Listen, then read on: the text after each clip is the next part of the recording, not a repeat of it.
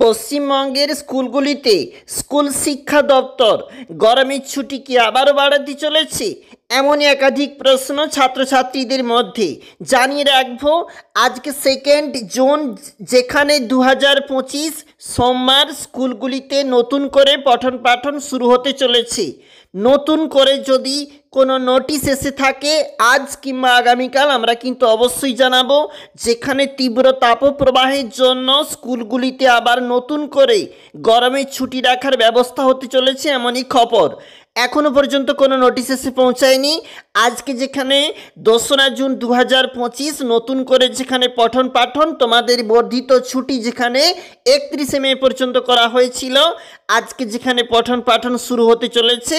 আগামীকাল বা পরশু যদি নতুন কোনো নোটিশ এসে থাকে আমরা কিন্তু অবশ্যই জানাবো।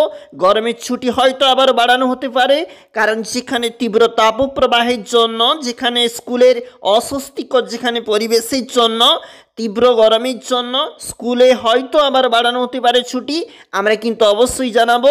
তোমরা অবশ্যই লক্ষ্য রাখবে, প্রতিটি মুহূর্তে বর্ধিত কোনো গরমের ছুটি এলে আমরা কিন্তু অবশ্যই জানাবো।